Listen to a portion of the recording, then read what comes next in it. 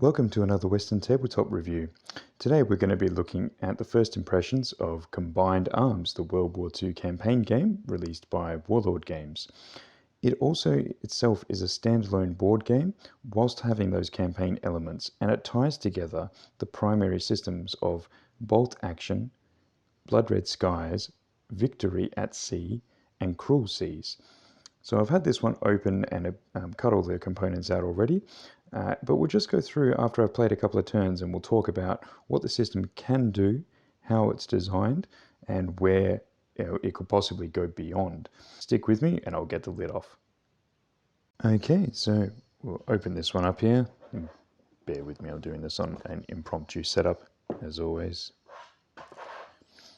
So here you can see I've put everything in their little bags already. I typically do that for my dice and counters and everything else. I've actually already replaced the dice in this one because I dropped the other two that it came from and my garage is a bit of a mess, so I've just substituted something else. So you get grey sprue components, which are all your neutral pieces or objectives. Most of the time you'll only need those for the objective counters, but I'll get into that a bit later. You also have your counter pieces, green and tan. So this is for your Allied and Axis factions. And then the objectives for both of those. So these are all repeat frames and sprues. Some very nice detail on the pieces and components themselves. I've just quickly clipped these off and thrown them in the bag so I don't lose any pieces. These came in a clip out card punch. These are victory counters, so simply V for victory, double-sided, but they just record your victory points as you go through the campaign. There are two different decks. Actually, technically, there's more than two different decks. There's two different size cards in the campaign system and the board game, and both of those do different things. Within this deck, so they're not all national advantages, thank goodness, but there's actually about 5 different decks that you build using these cards. That some of them you'll only draw one card throughout the course of the game. Some cards you'll go to several times over, but they all do obviously very specific things and include things like objectives and scoring opportunities and things like that. Then you have initiative cards. And these are actually one of the flexible elements depending on what campaign or parts of the campaign and systems that you're using that you get engaged with. So there's a default set that apply, and then if you're instead playing with Blood Red Skies or Bolt Action or either of the naval games, Cruel Seas or Victory at Sea, you actually have substitute cards in that pack. So you don't normally have all of the cards in play at once. There's normally a subset of them that are out of play, but depending on which systems you're choosing to use, which I'll get into that in a second, you basically substitute those cards out, and so they will do more specific things relating to those games. So yeah, once again, pick those up. We have our rule book, which, as again pointed out in the modeling from Advantage review that I was talking about, they go through and one of the first things they do, which is pretty much exactly what I did, was went to, okay, I'm going to look at the board game itself, but where do the campaign rules start? And it's actually, there are staples there, so it's halfway through. So half the book is dedicated to the standalone game, and then half the book is actually dedicated to implementing the Combined Arms campaign rules and working with the different game systems and what changes you need to take. Obviously some fantastic artwork as always from Warlord Games having those in there. So we'll go through that in a moment. You then have your orders board, and this is quite pivotal. Your operations board, so this is your, it's like a holding area for destroyed units. It carries your 2 different card decks that are in play on the board, and then it has a summary of play and the sequence at the top. That's nice and simple. They've both got some really nice artwork on the back. So we're into all that artwork stuff, especially in anything that comes out with the Osprey style, or the classics of Peter Dennis, for example. Yeah, very, very nice. So we've got North Africa, Now you'll notice that is clearly from some people's views and understandings of the maps and the geography. That doesn't necessarily look like North Africa. It might look like part of North Africa. One of the commentaries that was provided when Cast Dice was doing the interview is that they had to squeeze and shift things a little bit. So you do have a more impressionistic view of what these maps look like in order for them to also function. So simply with the distances they were trying to cover and everything like that and be it playable, there had to be an artistic compromise in there because you weren't going to get all the accuracies like in a regular map as you would normally know them. But there, so there's that one for North Africa. I've got the Pacific, so obviously that's then the Guadalcanal map. Just bump that a little bit more, trying to avoid the light there. Then I have Northwest Europe, and I should say you get all of these boards in the. It's not like they're expansions; they're all in the one box. So you can see the top coast of England, or sorry, the bottom coast of England across into the top of what would be France. And then you have the Eastern Front. So what I'll do is, because unfortunately my Eastern Front map has been misprinted. It's actually a duplicate of Guadalcanal.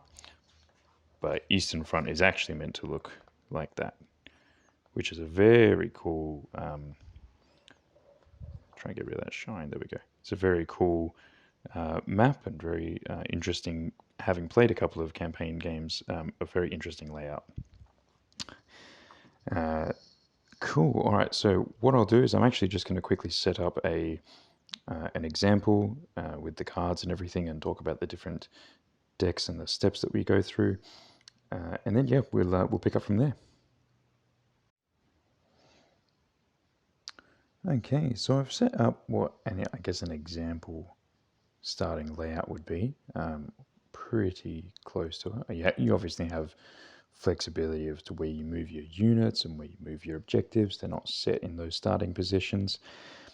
And your actual objective cards that come across here, they're double-sided, so they're not always, whilst the pieces are the same, they don't always represent the same piece of equipment or the same benefit. The orders board is set up with the Seize Initiative marker present, summary table of destruction, and our 2 card decks are there ready to go. Off the side you can see there's an array of counters and pieces that are available. You've got your individual pieces like your tank, plane, ship and man, and your lightning bolts, which are blitz counters, as in they're doing a blitz move typically. I'm not actually going to go through all the specific rules, and part of the reason for that is, firstly, I think you should just buy a copy of the game because it's good. But secondly, the rules were already partly reviewed in the Cast Dice podcast as well as on Modeling for Advantage. So I'm not going to retread ground there on those. I'll just reference those. But what I will talk about is how the actual campaign structure seems to flow. What you can and can't do within this is actually, well, it's quite separate and far between, to be honest. So, what can you do with this? A lot, and quite a bit, a lot. So you obviously have 4 different campaign maps. A campaign that runs from what they advise in the rulebook is actually just 1 campaign map, and you run through until someone has a total number of victory point card or counters, sorry, for either 5 for a quick game, 10 for a intermediate game, 15 for a long game. And that's not difficulty necessarily, that's simply length of time, because you can accrue victory points at a very set and certain point within the game. So, but that's just one board, and there's obviously 4 boards. So if you were doing multiple theatres, then your campaign naturally would be longer and progress longer. You would start measuring instead of just 1 campaign's worth of games as a standalone, you're now looking at 4 campaigns worth to actually win the overall war. So this is now talking battles instead of wars. But yeah, it's quite good. Now that's before you even include where each battle that you would typically just do a dice off for in the simplified version of the standalone game. That's before you convert those into their actual miniature tabletop wargame battles. So they recommend that infantry and tank divisions are about 1,000 points. Naval is about 1,000 points, and the Blood Red Skies, I think they recommended that at about might have been 500 to 750 points. I'd need to check that. But the point is that you essentially only have a given number of units on the board. There's only a certain number of ways that you can get those units back once they're destroyed, and it's actually quite unusual for you to be able to pick additional units from your supply that sits outside the game that's using a specific feature called Escalate. And it's not as frequent as Reinforce, which is simply the respawn of a destroyed unit. You also have within the movement, so typically things are going to move 1 hex, typically. When they're on the land, sea units, they can move up to 4 hexes, and air units, they don't have a movement value, they simply drop in to go, I'm putting air support on that hex. So you have 3 very different speeds of move if you were looking at a board game sense in how your pieces are going to operate, which is, at first I thought that was a bit of a drawback, that there wasn't too much sort of polarity between, relativity between, trying to keep those things, a tank moves twice as fast as a man, surely. Well, it does, but it does it through the use of an automated Blitz token, but it doesn't innately travel that fast. And so some of those things take a little bit of getting used to. But it actually works, because what it means is that whilst if, for example, an armored division does travel twice as fast, it takes a little bit longer, potentially getting it ready for infantry to move like that. That's what your Blitz token represents. But it also means that if that infantry division is engaged in combat, they're not as they're not as ready to fight as one that is going through it just at the 1 hex per turn. So there's actually a nuance in that. I'll comment on the orders interaction first of all, because most of the games that this is going to bring together feature an order system or an activation system that is either driven randomly by dice being pulled out of a bag, like for Cruel Seas or Bolt Action. For War at Sea, it's a single initiative roll at the start, potentially with modifiers. And for Blood Red Skies, it's driven by your pilot skill and then the speed of your aircraft. So for the campaign, they've stuck with a bit of an alternating theme where you interrupt each other, but they've put some restrictions on it, and this is where you get to the orders board.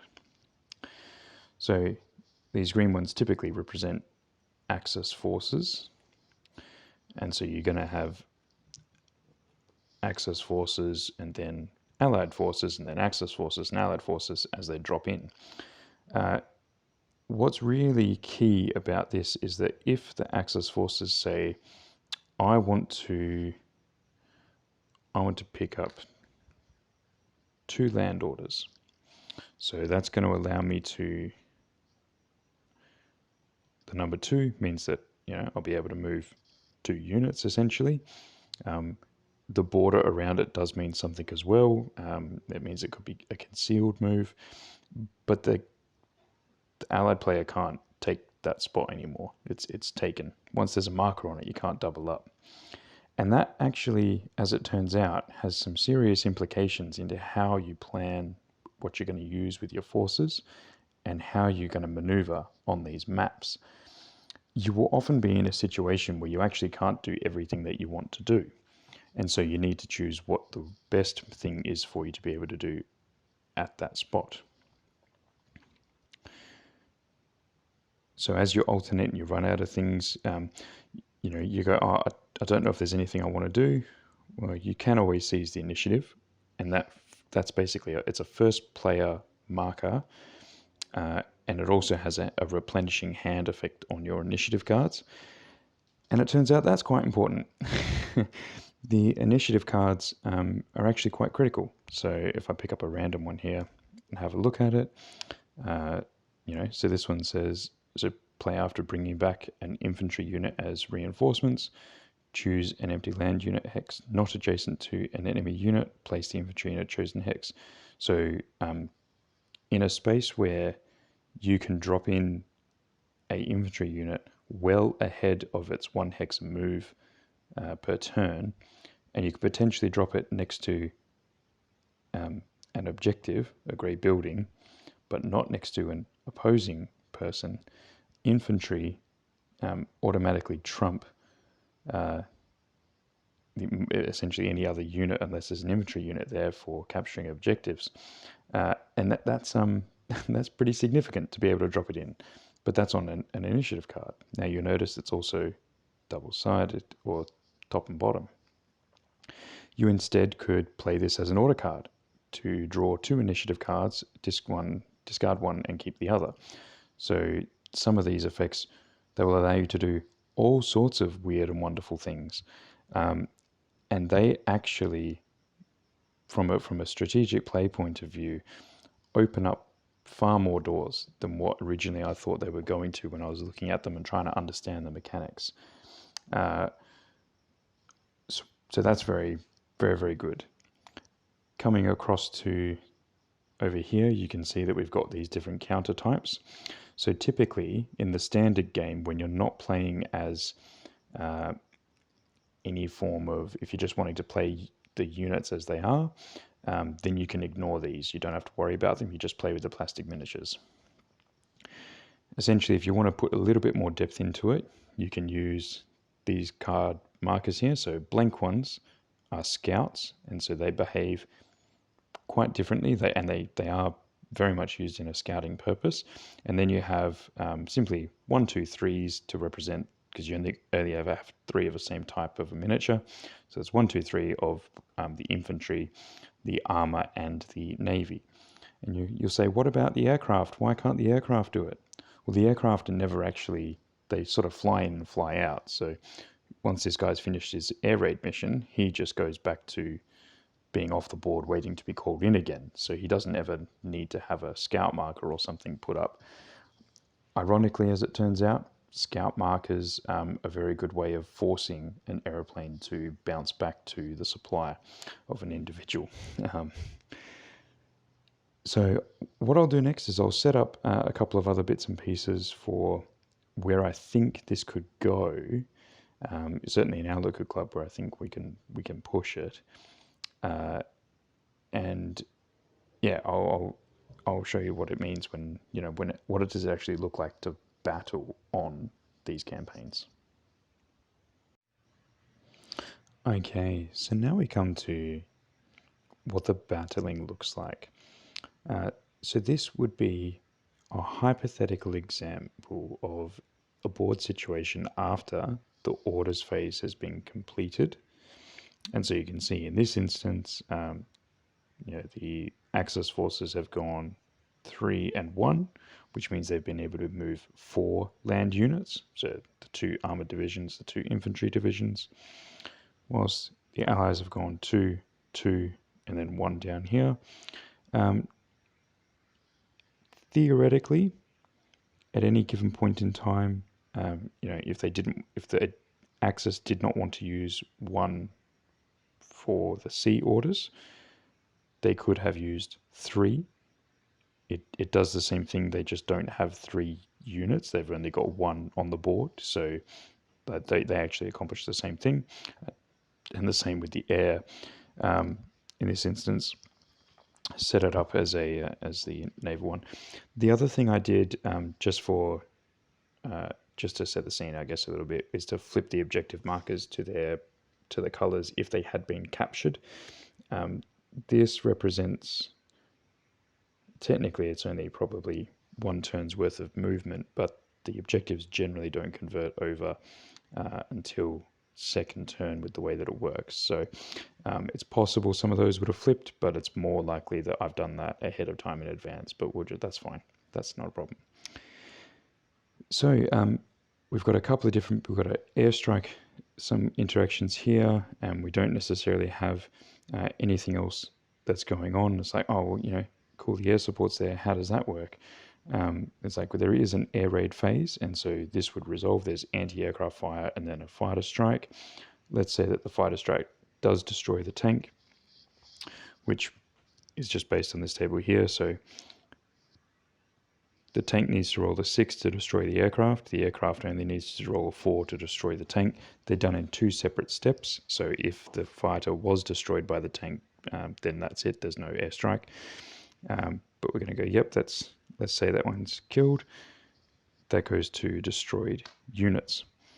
And the plane, having completed its mission, goes back to supply. So that's what a basic air raid looks like from providing that you roll those results.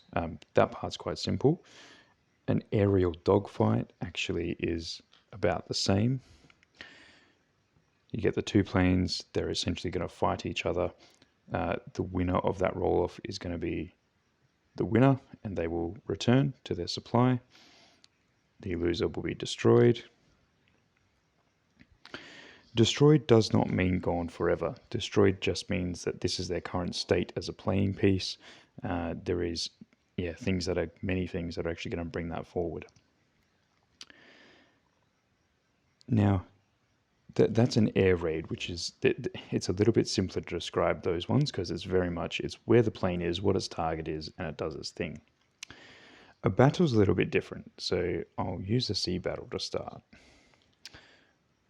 So typically, people are going to expect that those two either pushing against one another or by moving into the same hex, that's going to be representative of a battle and some sort of action that might need to happen. Yeah, that's not quite how it works. So we have a battle, and it's important to understand that a battle can only be declared on land or on sea once you flip the resolution card at the end of the turn, or just before the end of the turn, sorry, in the resolution phase. So you have an effect that you flip and turn, and then there you go. So each player may choose to battle or reinforce. If you choose to battle, and you do it in initiative order for whoever's got the initiative marker, if you choose to battle, that means you can start a battle. If you choose to reinforce, it means that you get to bring one of your destroyed units back onto the board. Reveal all units adjacent to an enemy unit, and so that's if you've got any of the concealed scouts and things like that. They would all be revealed if they're too close. Capture, and that's when you would flip objectives from grey to the color of your choice, and then discard. So once we'll go through and have a quick look at it anyway, but back to the naval battle. So if we were going to fight a naval battle plus, let's just bring some of these infantry across into Normandy and say that I've got my German defenses online, something like that.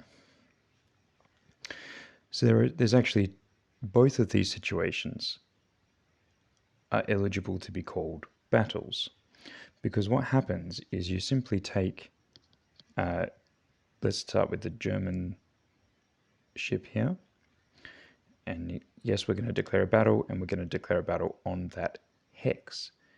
So you don't choose the target unit, you actually choose the hex. And that forces players to reveal everything on and around that hex, and then in initiative order from attacker to defender, who's going to attack and then who's going to defend. And then that then determines the modifiers that you roll on your d6 for the battle. And you also can play up to 1 initiative card. Over here, like that makes sense, right? Because there's a ship fighting a ship, they're next to each other, adjacent, all good. However, you can choose an objective tile as a battle place and both fight over the objective tile. You can choose an empty tile. So if we really wanted to get a little bit crazy, let's move this infantry to here and this tank to here. And let's say that we want to fight over the town of Ruin. I apologize because I probably butchered that name. If all those units are revealed, that actually sends two infantry divisions and one armored division from each player to go fight over that tile, over that hex.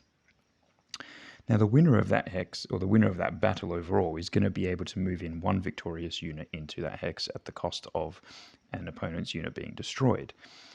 But because the battles, you can only choose one of them, it becomes a little bit more, well, if I choose to fight over here, is he just going to choose to fight over here anyway, and I'm going to have to fight this one? Would it not be better for me to be the attacker? And maybe it is, maybe it isn't. It depends on what your objectives are. But the other thing to be mindful of, even if I did take the naval battle, I'll just shift these guys back for a second. Even if I did take the naval battle, and let's say I was successful and I was able to get it destroyed, now it's the Allied turn to go through the actions on this card. So they don't even have to choose to battle. They can actually choose to reinforce and just go, well, actually, I liked having that ship. I'll put him back over there. Well, now my battle feels like, yes, he's further away, but it feels like I've wasted my battle a little bit. And that's because the respawn is actually on almost every single card. So you can have what you think is an awesome battle line or group of battles ready to go. You can only ever fight one battle per turn. Your opponent can simply respawn what you kill, or vice versa. You could respawn what your opponent kills. And if you are in the wrong, if you're in the wrong position from your movement, you could get caught out, or you may find that it's okay. Interestingly, because airstrikes I found were, or air raids I found were actually going to be quite powerful. But the more units you have grouped together, the more units are able to fire back with the anti-aircraft attack on the plane. And it actually becomes not too difficult to get those sixes with things that are in this deck. So those initiative cards, suddenly, they can make the airstrikes a little bit more hazardous. So I wouldn't necessarily just take, 3 planes and be done with it. But yeah, so the battling is different to what I thought it was first going to be. I thought it was potentially going to be that you could simply match up all your different battles and try to do like 2-to-1 scenarios. So, sorry, just moving that on the other hand. So if we did this as a 2-to-1, that I could send, because I've moved there, I could send infantry plus a tank into the one guy. But then if I had this one guy up here, I could still fight that as well. And I can't. I can only choose one, which means that I may not want to commit that one there, because if I don't fight that battle, they're very unlikely to take the 1-on-2 scenario, but they might find a way with an initiative card or something like that to bring that tank in and hit that guy. So it's definitely not as straightforward as what it sounds and what it seems on first light. And we still haven't got to the miniature games yet.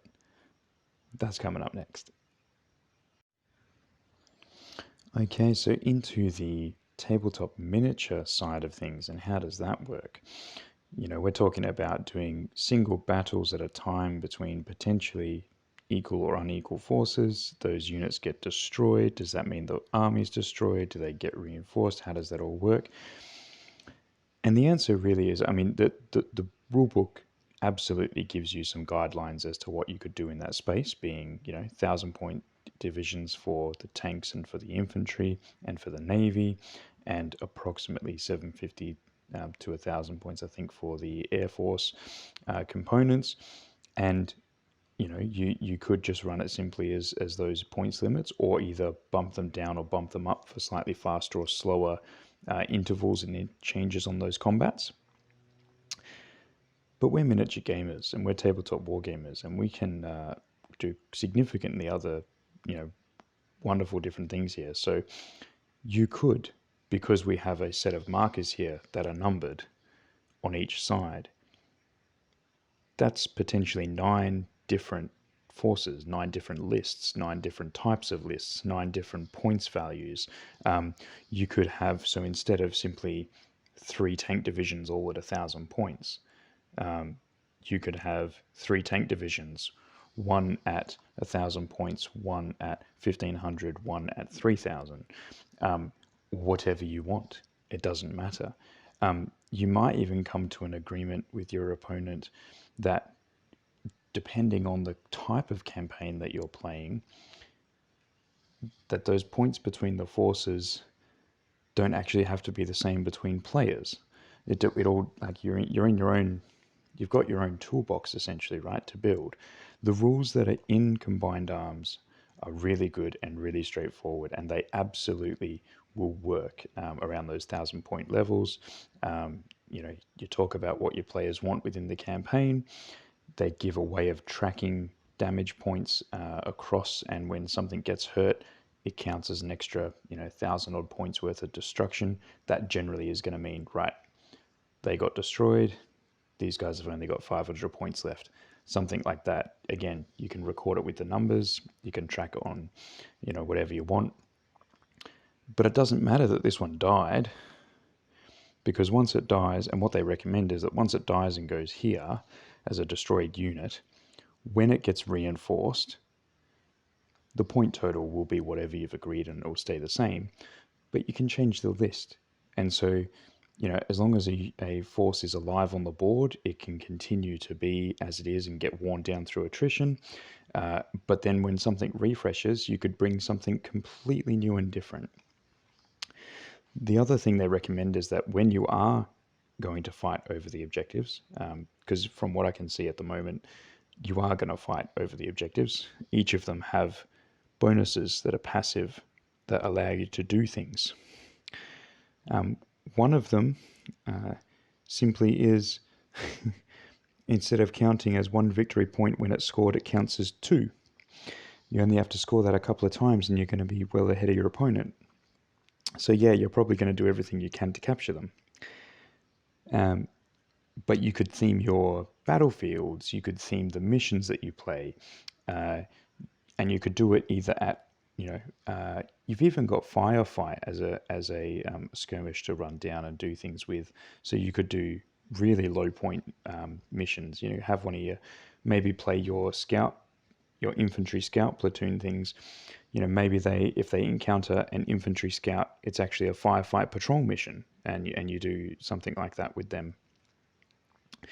The scope of what you can do with this is really just limited to your imagination and how willing your group of players is to do something a little bit different. But the rules that start it up and the rules that they go sort of give you that base skeleton in Combined Arms are actually really good.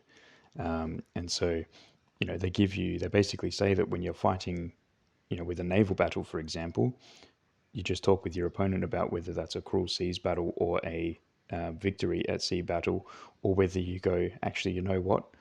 I don't think we're going to get time to fit one of those in over the next week. How about we just dice this one off as a random one? And again, all those initiative cards that we've got here, as you get into, actually, I'll just grab them.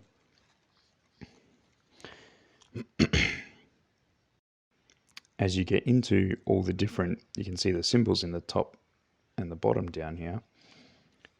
As you get into all your different game systems, they start introducing different versions of what these cards do. So Blood Red Skies, Lucky Escape. Play after a plane is downed during a game of Red Skies. The pilot survives and makes its way back to your lines. You can transfer their skill to another plane once the battle's complete. Now, if you don't play Blood Red Skies, generally what happens is once your pilot is shot down, whatever pilot skill they are, it's the plane's destroyed. That's it. Tough luck. You're going to have to buy them all again. But if you have a pilot that's a fairly high pilot skill that you wanted to keep, like an ace, for example, if they were shot down, this card goes, it's okay. You can still have that ace next time, whereas normally you wouldn't. I really do think that there's a lot you can do in this system. Now, I'm just talking currently about the Warlord Games products and systems, which are all, quite very good, very suited for this sort of simplicity of play and abstractness, but gets you playing and rolling dice. But there's other systems out there that you could use. There's heaps of World War II systems out there that you could implement. So you could almost do it if two people, for whatever reason, didn't play Blood Red Skies or Cruel Seas. Let's say they didn't play those games, but they did play other naval wargaming in World War II, and they played that quite heavily. Well, that's just come to an agreement in your campaign as to what would else substitute in for that space if you don't want to play the current system that's there. This skeleton actually still provides and caters for that. Now, I think a lot of the Warlord game systems that play within this space work because they are simple, and so it will take not too long to get through them all, because you are obviously potentially going to be playing several battles over the course of the campaign. But yeah, the skeleton is robust enough to bolt on whatever you want to make it work. The next part, of course, in the miniature tabletop space outside of the terrain that I was thinking about were the maps. So, you've got a hex grid map, and if you really wanted to, and I don't know if I'm game enough to do this yet, but if you really wanted to, you could hex grid print any form of terrain or map at a certain resolution to try and do some custom map building. So, I don't think the 4 maps are going to get stale at any point in the near future, certainly, especially because your deployment zones are set on a certain way, but your objectives move, and where you put your units move, and everything that happens in all these decks can impact everything that's happening on the board. The replayability is certainly high, and all the boards are actually different. I'll just grab them out. Actually, I'll show you in the main rulebook. So that's the one that we've got. That's the one that we've got at the moment, which is the Northwest Europe. And then we have that wonderful Eastern Europe one that's on its way to me. So it looks, functionally different. North Africa, classic half and half. And then Guadalcanal, island fighting and restricted. You can't quite see if I can get rid of that shine. Restricted deployment zones. There's only there's 6 squares for the Axis. Sorry, 6 squares for the Allied, and there's 8 squares for the Axis. So even that is different. But you really can do quite a bit with this, I think.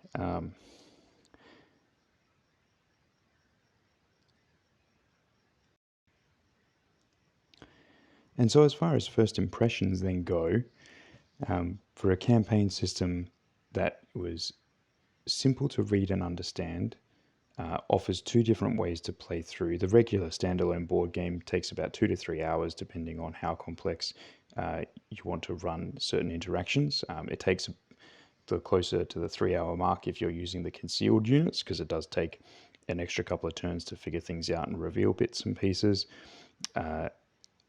But when you're ready to move into the tabletop campaign element, this is a great way to manage some of that. It keeps some interesting links between the different game systems and some of those interactions. You have some flow-on effects that you can use. You have some rollover stuff. You have a way of tracking damage. But it's all very easy to understand how they got from point A to point B with some of those things. And so when or if you ever want to make a slight adjustment for that for your local group, you absolutely will be able to do that. None of it feels unreachable. None of it feels like, oh, I don't understand those mechanics and therefore I can't adjust them or I can't tweak them for a specific campaign or whatever. No, you'd be hard pressed to find where that isn't the case. If you want your campaigns to run shorter, just do less victory points. If you want them to run longer, just do more. It's really quite that simple. And when you actually get to scoring your victory points, so you have these resolutions, so they'll happen one a turn every turn, and as soon as a victory card comes up, you flip it and immediately resolve it. So typically the deck will start with 5 resolution cards on top, and then you'll finally get to something more like this. If a player controls the communications complex objective, they gain 1 victory point. The opposing player may then escalate, discard this card. And so that goes in the discard pile. It's important to understand that this deck does actually rotate when you run them out, and the same with the initiative cards. Same again, Fortification. If they control a Fortification, gain a victory point, opposing player may escalate and discard. So this is where your victory points actually get scored, is at the end of that turn, if you control the random one that comes up through the deck, but then your opponent gets to escalate. Which, if you remember, if I said earlier, that's when they can pull more stuff from their supply that they haven't got yet. So you might gain the victory point, but you don't necessarily get a reward outside of that victory point, but your opponent gets more resources to push back against you. Now, in the tabletop world, that's obviously all sorts of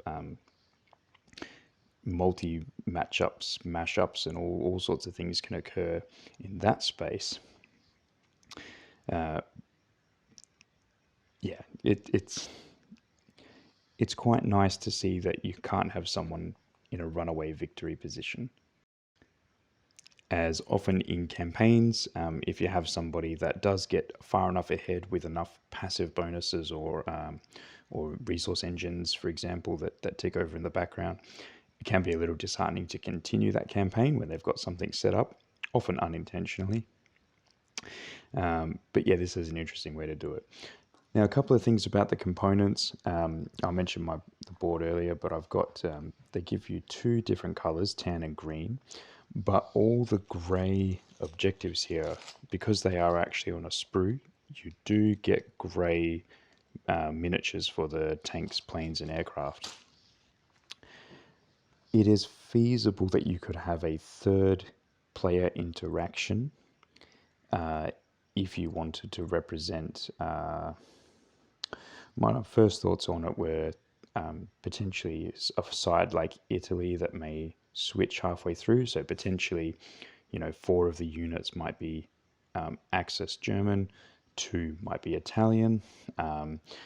You could do the same thing on the British side with obviously a bit of paint. You could have the different nationality forces working together in concert, but not necessarily with the same amount of resources. That allows you to, simulate a few other different things. When you go down that sort of a pathway, it opens the door to being able to go, okay, so not only do we have the different pieces, we could give them all different separate objectives for them to aim to. They could all have their own, their own target space that they need to do a finite number of resources. Some might have an unlimited number of resources. There's also an interaction with the National Advantage deck of cards. I think I want to say there's 10 of these cards, might be slightly more. And these are just simple passive bonuses that you can either win through the campaign or have at the start. So Great Navy, your naval units can move 1 extra hex. So that means your naval units move 5 typically instead of 4. 5 is quite a significant distance when your grid is only about 12 spaces long. Half tracks, you discard an initiative card before a battle, and you remove your Blitz tokens from all infantry units in that battle. Now that may not necessarily So the Blitz tokens were these ones. That doesn't sound particularly big, but if you have an infantry unit with a Blitz token on it because they did an extra move and have been holding on to it, they can't support you in a battle. Whereas a unit without it gives you a static +2 normally, and obviously those are changed out in bolt action or with those other cards that we were looking at for the initiative cards. But yeah, the Blitz tokens, more efficient on movement, less efficient on defense or attack. So to sum up, a first impression of, the quality of the contents is obviously, very, very good and quite fantastic outside of my piece that was an error. I've been happy with absolutely everything else. The game design is very, very good. It's simple. It has enough abstractness in it that you can understand the intent very clearly without it being, so abstract that you don't necessarily see where it's come from. And beyond that, like all the others, it's a simple system initially to get started, but you can build onto it so much more if you wanted to. So you don't have to, but if you did want to. So I'll be writing something up for my local club for sure, and we will be giving this a go. I'll see if I can get. I don't know if secondary sets would necessarily offer so much benefit. It depends what you're doing in there, but certainly having at least one set between every 2 or 3 players might be worthwhile, depending on how you're setting it up. But anyway, that's what I think of it. That's my first impressions. I have been quite impressed. I did the reviews with Modeling for Advantage and Cast Dice before I looked at this one to try and understand what was going on, and going in eyes wide open on this copy when I was learning and reading through the rules. But I think this is a very positive thing to occur in our wargaming space. That's all for now. I'll catch you later.